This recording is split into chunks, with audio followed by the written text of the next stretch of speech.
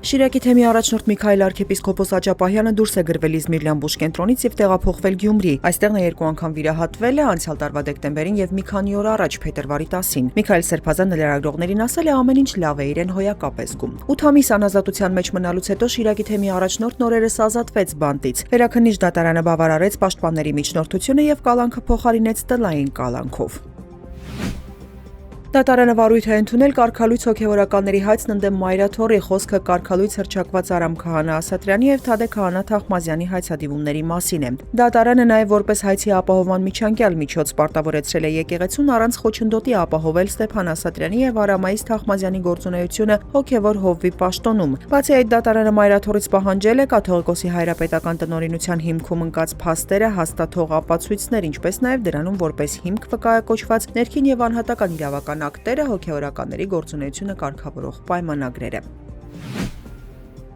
Միասնության թևեր քաղաքական նախաձեռնությունն առաջարկում է արտահանող ոչ թե սպառման վրա հիմնված տնտեսություն ունենալ։ Նախաձեռնության համահիմնադիր Դավիթ Հանանյանը ներկայացրել է Հայաստանի տնտեսական զարգացման իրենց մոդելը, շեշտելով, որ Հայաստանը պետք է դառնա տեխնոլոգիական եւ արդյունաբերական հանգույց, համաշխարհային տնտեսության մեջ նույնպես իր դիրքն ունենա։ Դավիթ Հանանյանը հավելել է Հայաստանը ներմուծող ոչ թե արտահանող երկիր է, իսկ աշխարհին գիտելիքահեն եւ բարձր տեխնոլոգիական ապրանք ու ծառայություն չառաջարկելով երկրորդական, երրորդական դեր ունեցող տարածք է դառնում։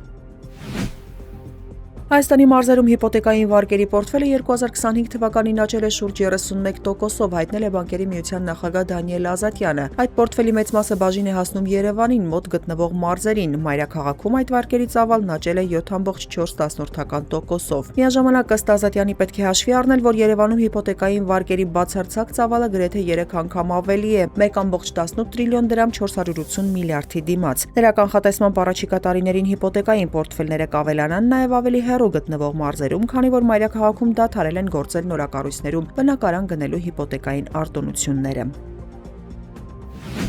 Ռուսաստանը, Չինաստանը եւ Իրանը նավեր են ուղարկել մասնակցելու համատեղ զորավարժությունների, որոնք առաջիկայում անցկացվելու են Հորմուզի նեղուցում։ Խոսքը անվտանգության ծովային գոտի 2026 զորավարժությունների մասին է։ Նախորդին էլ Իրանը խելացի վերահսկողություն Հորմուզի նեղուցի նկատմամբ ռազմածովային զորավարժություններ էր անցկացրել Մերձավոր Արևելքում լարվածության եւ տարածաշրջանում Միացյալ Նահանգների ռազմական ներկայության աճի ֆոնին։